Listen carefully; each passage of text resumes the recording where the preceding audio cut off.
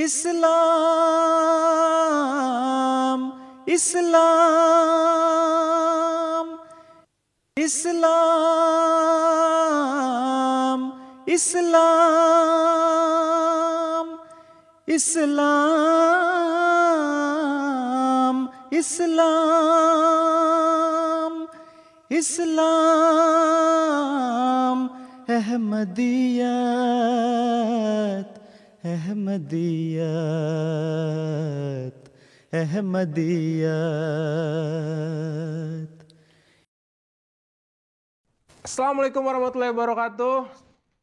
Pemirsa MTA dimanapun Anda berada, baik yang di dalam Indonesia maupun yang di luar Indonesia, di luar negeri. Kembali lagi bersama saya, Yogi Arida, di program acara Ahmadiyah Islam. Islam ya Ahmadiyah. Kembali lagi pemirsa MTA, kita akan mengangkat tema-tema yang memang sudah kita siapkan untuk pemirsa MTA. Yang kemarin itu kita sempat mengangkat tentang rukun Islam, terus banyak lagi lah. Nah, sekarang kita akan mengangkat tema yang agak hampir sama, cuma nantilah masih kita akan bahasnya ketika nanti narsumnya sudah akan saya undang ke hadapan saya sekarang. Siapa lagi kalau bukan Bapak Maulana Bilal? Silakan Pak. Assalamualaikum. Waalaikumsalam warahmatullahi wabarakatuh. Aduh, nggak apa-apa. Kandung nih. Aduh, ini apa namanya, stage-nya terlalu tinggi. Stage-nya terlalu tinggi. Ini habis renovasi kemarin. Oh, karena memang ini stage-nya terlalu ada tinggi. efisiensi ini anggaran, Pak. Jangan-jangan langkah saya. Enggak sih. Bapak sehat? Alhamdulillah, alhamdulillah.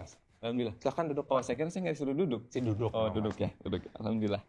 Ini malah saya duluan. iya, kan kalau tamu harus duluan, Pak. Gitu ya. Gimana, Pak? Kesibukan sehari-harinya. Sekarang kita baru ketemu lagi nih. Alhamdulillah masih bisa makan, minum, tidur. Itu kesibukan ya? Ya, itu juga sibuk banget. Benar. Nah, 3 kali sehari kan. Benar. Sibuk itu. Baik, Pak Bilal. Kita kayaknya udah udah nggak perlu basa-basi lagi, ya kan? Baik, Pak. Sebelum kita masuk ke tema, biasa layarnya kita ganti dulu, Pak. Biar nggak ini aja, Oke, benar nggak? ya, background-nya ya. Coba kita lihat sekarang, biasanya surprise nih. Layarnya ganti dengan tema apa sekarang? Wah, bener ini. Kan ditanya rukun iman, jadi sedikit ngebawa-bawa. Ada, saya belum ngomongin. Oh, belum. Tapi Bapak hebat, Bapak bisa memprediksi itu kan. Nah, memang saya mau mengangkat rukun ini. Tadi saya mau ke situ karena ini masjid. Masjid kan tempat orang beriman. Nah, makanya kita mengangkat tentang rukun iman. Tapi Bapak udah bisa membaca pikiran saya. Berarti saya udah tahu lebih dulu. Bagus sekali, benar. Alhamdulillah. Nah, betul sekali tentang rukun iman, benar Pak. Berarti Bapak udah bisa memprediksi. Tapi Pak, nih coba rukun iman tuh ada berapa, Pak?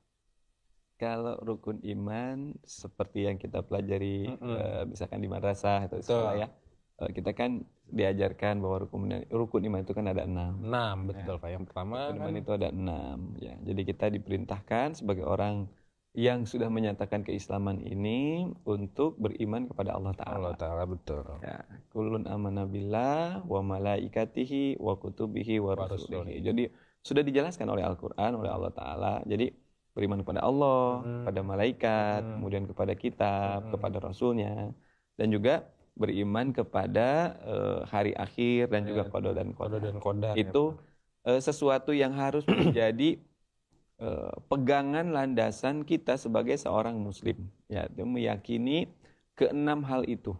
Yang memang kalau kita melihat kondisi saat ini ya Kang Edi ya, rukun iman ini apalagi misalkan di kelompok-kelompok atau orang-orang negara-negara yang tinggal di negara-negara sekuler, ini benar-benar menjadi sebuah tantangan. Ya, terutama misalkan ini sepintas aja ya, misalkan beriman tentang kepada kehidupan sesudah meninggal ya, atau ya tadi beriman kepada hari akhir ya. Ini di negara-negara tertentu menjadi satu tantangan tersendiri gitu. Nah, kita sebagai seorang muslim ya diajarkan untuk meyakini itu. Nah, diawali dengan apa? Memiliki keyakinan kepada Tuhan, yakni Allah Subhanahu wa Ta'ala. Berarti masuk iman yang pertama nih, iman kepada Allah Subhanahu wa Ta'ala. Iya. Bisa dijelaskan nggak? Apa maksud dari iman yang pertama ini, Pak? Iya, kita sebagai seorang muslim ya, kita meyakini bahwa di dunia ini, di tempat kita tinggal ini, segala sesuatunya ada bukan karena begitu saja, tetapi ada sesuatu atau ada yang menciptakannya. Kita mulai dari sesuatu yang lingkupnya lebih luas ya. Iya. Ya, misalkan kita melihat alam semesta ini, kita melihat planet tempat kita tinggal. Ya. Kemudian setelah ada tempat untuk kita tinggal, kemudian ada yang menciptakan kita di dunia ini. Nah tentu ketika kita secara logika saja, ya ini kita berbicara dari secara umum dulu, secara logika saja. Keberadaan alam semesta, keberadaan bumi tempat kita memijakkan kaki, kemudian adanya kita, adanya segala sarana yang menunjang kehidupan kita, itu menjadi bukti bahwa ada yang maha pencipta untuk mengadakan itu semua. Walaupun orang-orang berpikiran mengatakan bahwa ini ada alami dengan sendirinya, itu sesuatu yang sangat kalau kita katakan bertolak belakang banget dengan logika kita sendiri, apalagi dengan kerohanian kita sendiri gitu ya. Jadi adanya wujud atau zat yang maha pencipta, yang mengadakan ini semua termasuk diri kita, itu adalah sesuatu yang harus ada. Ini adalah sebuah pemahaman yang memang harus dimiliki oleh kita semua. Nah, yang harus ada itu siapa? Nah, ini semua kembali kepada ajaran agama yang kemudian memperkenalkan kepada wujud pencipta itu. Nah, kita di dalam Islam ini diajarkan bahwa yang menciptakan itu semua adalah Allah Subhanahu wa taala. Ya, bahwa Allah Subhanahu wa taala sendiri memperkenalkan ya kepada para utusannya, kemudian para utusannya mengajarkan kepada kita semua bahwa Dia adalah Allah Subhanahu wa taala ya. Allah lah yang menciptakan semua ini ya untuk keberlangsungan kita, hidup kita di dunia ini. Maha kuasa ya Pak ya? Ya, maha kuasa dengan segala kekuasaannya. Baik, itu tadi penjelasan dari iman yang pertama ya. Nah, sekarang seperti biasa Pak, kita masuk ke segmen rakyat penasaran. Saya juga belum tahu nih apa yang akan ditanyakan oleh teman-teman yang ada di balik layar ini. Baik. Mereka sembunyi. Oh, bisa videonya. Ini ya videonya Ya, maksudnya, videonya. bukan orangnya. Orangnya. Silakan. Ya. Perkenalkan, nama saya Budi, asal dari Bekasi. Yang saya mau tanyakan terkait Ahmadiyah adalah, apakah sih dalam Ahmadiyah itu beriman kepada Allah dan seberapa pentingkah?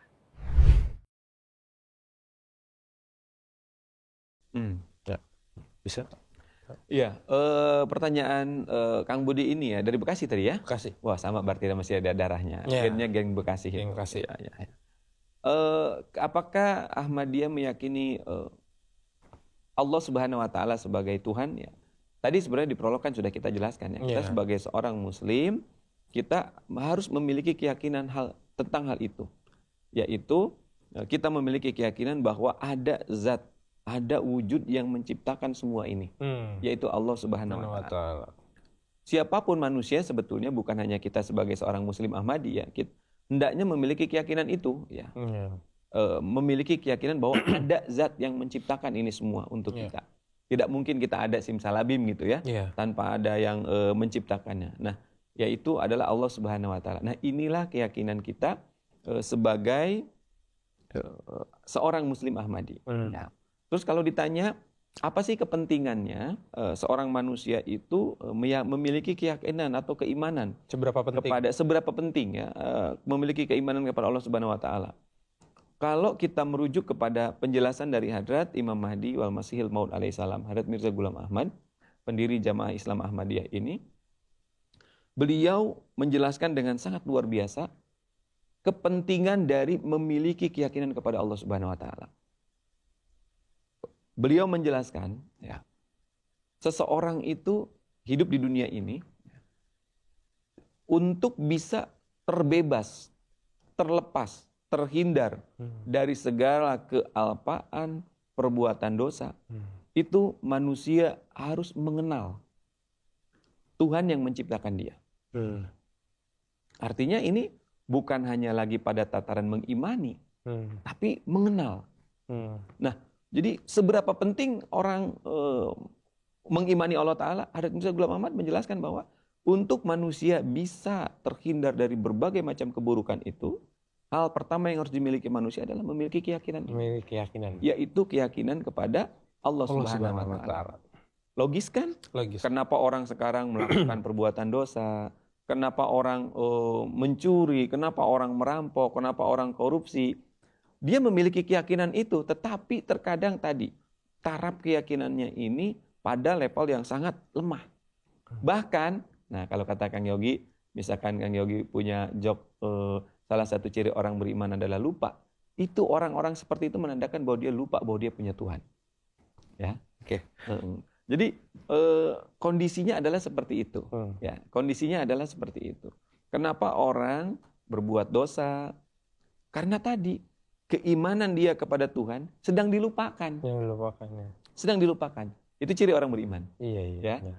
Jadi serius ya pembahasan tentang lupa ya. Iya. Nah, jadi orang tadinya saya mau ngejokes itu sih. Bapak udah baca pikiran saya hebat. Iya. Terus Pak, apa? Jadi Baik. kepentingannya beriman kepada Allah Ta'ala itu sampai pada level itu. Tapi bukan hanya sekedar keimanan yang dipercayai saja. Tapi dikenali, diperlihatkan dengan tanda-tanda kedekatannya. Nanti itu insya Allah Ta'ala kita akan bisa membahasnya pada pertanyaan yang berikutnya. Yeah. Tapi di sini Hadrat Mirza Ghulam Ahmad, beliau menjelaskan sebagai Imam Mahdi dan Masih Maud alaihissalam, kepentingan seseorang memiliki keyakinan kepada Tuhan itu salah satunya adalah untuk itu. Tapi bahkan di luar agama Islam pun ya ada yang menganggap bahwa Allah itu ada, Pak. Betul. Nah, inilah yang menjadi PR kita. Ya.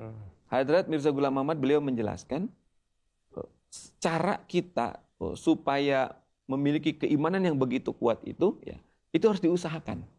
Nah, ini yang harus menjadi poin kita nih sebagai seorang Muslim Ahmadi. Keimanan kita kepada Allah Subhanahu Wa Taala jangan hanya pada level tadi, hanya sekedar percaya saja. Oh iya, saya percaya ada Tuhan, gitu. Tetapi kata Hadrat Mirza Ghulam Ahmad, cara untuk kita supaya bisa terhindar dari keburukan-keburukan yang didasari oleh keimanan kepada Allah Ta'ala itu adalah miliki pemahaman, pengenalan yang benar tentang Allah Subhanahu Wa Ta'ala. Betul. Jadi harus diusahakan, Kang. Betul. Saya yakin Allah Ta'ala itu Tuhan saya. Ya. Tapi dalami lagi. Ya. Pembuka itu kita dalami lagi. Ya. Nah, contoh misalkan apa? Hadrat Mirza Ghulam Ahmad beliau bersabda ya bahwa seseorang ketika di dalam hatinya belum memiliki rasa takut kepada Allah Subhanahu Wa Taala, maka orang itu tidak akan bisa terhindar dari perbuatan dosa. Ya. Nah, untuk memunculkan rasa takut itu kan stimulusnya banyak. Ya. Ya, stimulusnya kan banyak. Allah Subhanahu Wa Taala berfirman kan di dalam Al-Quran. Jadi manusia itu diuji keimanannya itu ketika dia sedang sendiri. Ya. Nah, jadi ketika dia sendiri, ya, Allah Subhanahu Wa Taala ya menguji dia. Ya.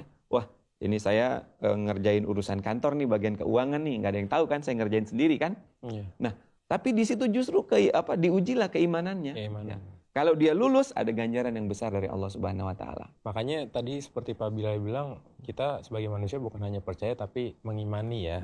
Karena menurut apa yang Bapak sampaikan itu, kalau hanya percaya, orang yang tidak beragama pun menurut saya ya, percaya akan adanya Allah. Karena kita sering lihat mungkin ya kalau di film-film Pak, orang yang tidak menganggap dia tidak beragama, ketika dia mendapat kecelakaan dia pasti bakal bilang, oh my God. Ya, dia mengingat Tuhan sebenarnya gitu. Tapi hanya percaya, tidak mengimani. Gitu ya Pak ya. Iya, jadi levelnya itu harus ditingkatkan. Iya. Ya, levelnya itu harus ditingkatkan. Ya tadi kalau dikatakan level pertama misalkan iya percaya dulu, lalu apa? Munculkan rasa takut. Ya. Rasa takut apa? Nah, ini misalkan rasa takut kalau saya berbuat keburukan ada konsekuensi dari keburukan itu gitu. Itu kan artinya kan mengimani Allah Subhanahu Wa Taala dengan level yang sudah meningkat. Apa? Ada rasa takutnya. Terus misalkan levelnya kita tingkatkan lagi. Apa? Yaitu dengan memunculkan rasa cinta kepada Tuhan. Kenapa? Karena kita mengharapkan kedekatan yang lebih. Bukan hanya sekedar percaya, tapi kita bisa membuktikan ya eksistensi Allah Subhanahu Wa Taala itu melalui kecintaan yang kita munculkan di dalam diri kita, dan sehingga Allah Subhanahu Wa Taala itu memperlihatkan bukti keberadaannya ya kepada orang itu. Jadi seperti gini, ada orang yang misalkan kita di satu tempat ya yang sangat panas ya. Kita yakin di dunia ini ada udara sejuk gitu kan. Itu kan bentuk kepercayaan kan. Betul. Tetapi begitu ketika dia sedang merasakan panas yang luar biasa, tiba-tiba dia merasakan angin yang sejuk. Dia di situ merasakan bahwa oh benar, angin sejuk itu ada. Nah, level itulah yang harus dimunculkan oleh orang yang beriman ya kepada Allah Subhanahu wa taala. Awalnya ya saya percaya kepada Allah Subhanahu wa taala, tapi level berikutnya harus dibuktikan lebih dalam lagi. Nah, Hadrat Mirza Ghulam Ahmad Imam Mahdi wal Masih Maud alaihissalam beliau menjelaskan pengenalan terhadap Allah Subhanahu wa taala itu merupakan khazanah yang harus dimiliki oleh seorang muslim. Walaupun yang dipertaruhkannya adalah nyawa untuk mendapatkan keimanan yang seperti itu, level keimanan yang seperti itu. Jadi kata Hadrat Imam Mahdi, beliau menjelaskan ini merupakan permata ya, intan permata yang harus dibeli. Walaupun cara membelinya itu katanya harus mengorbankan nyawa. Artinya apa Kang Yogi? Artinya keimanan kita kepada Allah Subhanahu wa taala itu levelnya jangan berhenti hanya sekedar percaya. Ya, tapi harus terus ditingkatkan sampai kepada titik tadi ya, memiliki pengalaman sendiri bahwa memang Allah itu betul-betul ada gitu. Ya. Ya, seperti yang tadi yang sudah saya jelaskan. Baik, Pak. Ini sangat seru sekali gitu. Makanya sih saya mendengarkan Bapak secara spesifik gitu, karena untuk mengimani Allah Subhanahu wa taala ini juga sampai saat ini saya masih belajar. Sama, kita semua sampai belajar. Baik, Pak Bilal, kita masuk ke segmen selanjutnya. Seperti biasa. Ini ada amplop bertanya. Boleh, Mas? Ya, dada dulu. Nah, oke, baik. Tadi dia nggak berani dada dia. Dia berani dada. Baik. Nah, ini Pak ada di amplop bertanya nih. Bagaimana peran doa dalam mendekatkan diri kepada Allah menurut Ahmadiyah yang mungkin berbeda dari umat Islam lainnya? Ketika kita berbicara tentang usaha untuk mendekatkan diri kepada Allah Subhanahu wa taala, ini ada satu hal yang harus kita pahami, ya. Hadrat Imam Mahdi wal Masihil Maud alaihissalam beliau menjelaskan, manusia itu tidak akan bisa meraih kedekatan dengan Allah Subhanahu wa taala tanpa pertolongan Allah Subhanahu wa taala. Ini yang harus kita camkan. Jadi manusia itu tidak akan meraih kedekatan dengan Allah Subhanahu wa taala tanpa pertolongan Allah Subhanahu wa taala. Nah, untuk itulah diperlukan yang namanya doa. Jadi sebegitu pentingnya posisi doa dalam usaha kita untuk meraih kedekatan dengan Allah Subhanahu wa taala. Ya. Jadi Hadrat Imam Mahdi wal Masih Maud alaihissalam beliau menjelaskan sampai demikian. Nah, ini kan memberikan kesadaran kepada kita kan sebagai seorang muslim, wabil khusus sebagai seorang muslim Ahmadi. Jadi doa itu justru menjadi sesuatu yang sangat kita perlukan. Senjata. Sebagai alat, sebagai senjata untuk kita meminta karunia Allah Ta'ala, meminta rahmat Allah Subhanahu wa Ta'ala, supaya kita didekatkan dengannya. Nah, kalau Kang Yogi baca buku-buku yang beliau tulis, ada syair-syair yang beliau tulis ya, di sana tergambar bagaimana kegelisahan Hadrat Imam Mahdi wal Masih Maud alaihissalam berkaitan dengan kerinduan beliau ingin dekat dengan Allah Subhanahu wa taala. Ada satu syair yang saya yakin di acara-acara jemaat terkadang sering disampaikan ya syair ini. Yang bunyinya seperti ini. Kia zindagi ka zauke agar woh nehimila. Apa rasanya hidup ini kalau tidak bertemu dengan dia? Hadrat Imam Mahdi dalam syairnya menjelaskan demikian. Jadi hidup kita sebagai seorang muslim, hidup kita sebagai seorang yang meyakini Allah Ta'ala, hidup kita sebagai seorang muslim Ahmadi, ketika kita tidak memiliki, tidak dikaruniai pengalaman kedekatan dengan Allah Subhanahu wa taala, apa rasanya hidup ini? Jadi kata Hadrat Imam Mahdi menjelaskan demikian. Kosong ya. Jadi hidup itu harus memiliki pengalaman itu, Kang Yogi. Nah, untuk itu diperlukan doa, melalui doa itu. Nah, di dalam buku Barahin Ahmadiyah itu di jilid pertama tuh ada tuh untayan dalam bentuk untayan doa-doa Hadrat Imam Mahdi memohon kepada Allah Subhanahu wa taala ya, supaya apa? Ditunjuki jalan perjumpaan dengan Allah Subhanahu wa taala. Beliau minta supaya hati beliau, jiwa beliau diisi dengan nur Allah Subhanahu wa taala. Kalimat yang sangat indah sebagai penutup dari permohonan Hadrat Imam Mahdi itu, tiada yang aku inginkan dari engkau selain engkau sendiri. Jadi istilahnya begini, silakan apapun yang kau punya ya Allah, engkau bisa berikan kepada makhlukmu yang lain, tapi yang aku inginkan adalah engkau sendiri. Gitu. Jadi kegelisahan, kerinduan yang sangat luar biasa dari seorang Hadrat Mirza Ghulam Ahmad ya kepada Allah Subhanahu wa taala, karena tadi ingin supaya ada bukti kedekatan itu dengan Allah Subhanahu wa taala. Nah, bentuknya adalah diawali dari doa. Iya. Ya, diawali dari doa. Kan Allah Subhanahu wa taala sendiri kan menjanjikan kan bahwa ketika seorang hamba bertanya kepada Nabi, misalkan di dalam surat Al-Baqarah kan berkaitan dengan puasa itu, di ruku-ruku tentang puasa itu kan dijelaskan. Wa idza sa'alaka ibadi anni fa inni qarib ujibu da'watad da'i idza da'ani. Ya. Jadi fal yastajibu li wal yu'minu bi la'allahum yarsyudun. Di sana Allah Subhanahu wa taala memberikan kabar suka. Hai Muhammad, sampaikan kepada umatmu, apabila mereka bertanya kepadamu tentang aku, katakan fa inni qarib, aku ini dekat. Ya. Ujibu da'watad da'i idza da'ani. Aku menjawab doa ya ketika mereka berdoa kepadaku.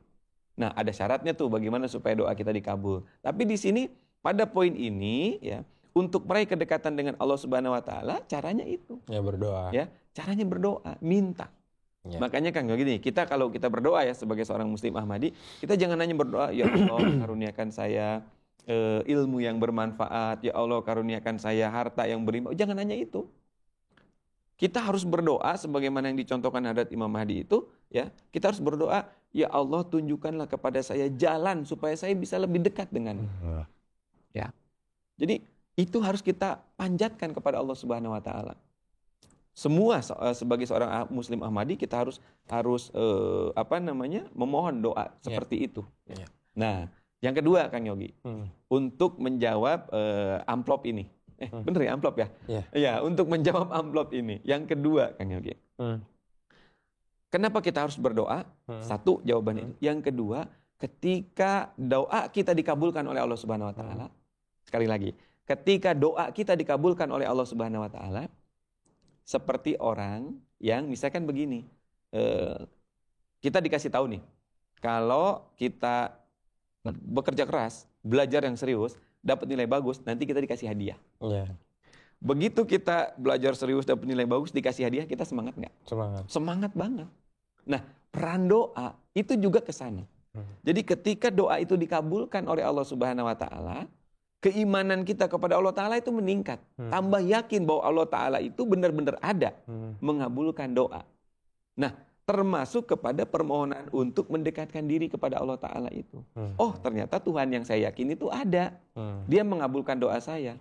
Maka ketika doa saya minta didekatkan kepada Allah Ta'ala, supaya Allah Ta'ala memperlihatkan ciri-ciri tanda-tanda kedekatannya, tapi itu belum dirasakan, dia tetap akan semangat. Baik. Ya, dia akan tetap semangat. Nah, disitulah peran doa untuk meningkatkan keimanan kita kepada Allah Ta'ala. Baik. Nah, oke Pak, itu yang pertama tuh. Itu juga saya tuh yang pertama pertanyaannya. Nah, ini juga ada yang kedua sih. Nah, bagaimana cara memperkuat keimanan kepada Allah di tengah kesibukan dunia? Gimana tuh, iya, Pak? iya. Memang ini ujian kita ya, hidup di zaman modern begini. Makanya tadi saya mau masuk sebenarnya kayak Masih Maud gitu kan berdoanya tadi ingin meraih kedekatan dengan Allah. Nah, ini kalau manusia kayak saya kan pasti tolong naikin gajinya, tolong ya semuanya gitulah pokoknya serba. Dari lantai 1 gaji di lantai 2 jadi kita naik gitu ya. Gitulah gitu. Gitu Pak, gimana Pak? Iya. Kesibukan duniawi itu memang menjadi satu ujian. Nih Kang Yogi ya, menjadi satu ujian bagi kita semua, bukan hanya bagi Kang Yogi atau bagi kita semua, ya. Ujian dalam rangka untuk meningkatkan keimanan kita. Nah, ada sesuatu satu contoh yang indah nih di dalam Al-Qur'an. Harus bagaimana sih kita menjalani kehidupan keseharian kita. Nah, saya akan mengambil contoh misalkan kehidupan di hari Jumat. Misalkan gini Kang Yogi, ya. Ini contoh kehidupan di hari Jumat. Nah, mudah-mudahan ketika satu contoh ini bisa kita praktekkan di hari yang lain. Di mana Allah Subhanahu wa taala memberikan panduan kepada kita dalam menjalani kehidupan keseharian. Ya ayyuhalladzina amanu idza nudiya lis-sholati min yaumil jum'ah. Ya hai orang-orang yang beriman, apabila kamu diseru ya pada hari Jumat untuk mendirikan sholat, ya, maka kita diperintahkan untuk apa? Tinggalkan jual beli. Fas'au ila dzikrillah. bersegera untuk mengingat Allah Ta'ala, maksudnya sholat. Ya. Nah, ini yang pertama Kang Yogi. Jadi, contoh misalkan kita di hari Jumat. Sebetulnya kan kalau ibadah di umat Islam kan bukan hanya hari Jumat aja kan. Senin, Selasa, Rabu, Kamis ibadah kan. Sabtu, Minggu juga ibadah. Artinya ketika Allah Subhanahu wa taala menyuruh kita untuk mendirikan sholat, maka kita harus jawab seruan itu. Ini adalah salah satu cara kita untuk bagaimana mengisi kehidupan kita dari yang ujian itu sangat berat, supaya tetap ada koneksi dengan Allah Subhanahu wa taala. Ya. Baik. Jadi yang pertama adalah kita jawab seruan Allah Ta'ala. Nah yang kedua, Allah Subhanahu wa taala juga mengingatkan ketika sudah selesai, ya, kemudian Allah Ta'ala memerintahkan fantasiru fil ard. Balik lagi kamu cari dunia. Tapi ingat apa? Wazkurullah. Ingatlah kepada Allah. Ya. Tetap ingat kepada Allah Ta'ala. Nah jadi lalui kehidupan kita dengan tetap mengingat Allah Ta'ala. Baik. Jadi ini adalah salah satu cara yang Allah Subhanahu wa taala sendiri tunjukkan kepada kita bagaimana kita harus mengisi keseharian kita. Yang pertama adalah jangan lupakan kewajiban sholat, ya, terutama sholat ini waktu. Yang kedua adalah tetap berzikir, mengingat Allah Ta'ala. Nah kan kalau sholat kan spesifik zikirnya, sedangkan kalau zikir harian, waktu-waktu yang lain ya kita bisa mengingat Allah Ta'ala. Yang lain sifat-sifatnya kita sebut, itu caranya. Mudah-mudahan pertanyaan-pertanyaan ini dan jawaban dari Bapak bisa buat jadi acuan dari pemirsa MTA nih Pak ya, di tengah-tengah kesibukan mereka dalam mencari nafkah untuk keluarganya masing-masing gitu ya. Baik, sampai sini dulu Pak untuk pembahasan yang rukun iman. Ini memang agak terlalu berat Pak gitu. Jadi memang ini harus agak serius Pak gitu. Saya juga menanggapinya ini harus dengan fokus gitu ya. Alhamdulillah. Baik pemirsa MTA, itulah yang tadi bisa kita bahas terkait rukun iman di iman pertama mengenai iman kepada Allah Subhanahu wa taala. Pemirsa MTA dimanapun berada, jangan lupa saksikan terus program kita di episode-episode selanjutnya. Terus pantau program kita, siapa tahu dapat ilmu-ilmu baru Pak dari pembahasan kita gitu ya. Saya Yogi dan Bapak Bilal undur diri di program Ahmadiyah Islam. Islam ya Ahmadiyah. Assalamualaikum warahmatullahi wabarakatuh. Waalaikumsalam. Islam Ahmadiyat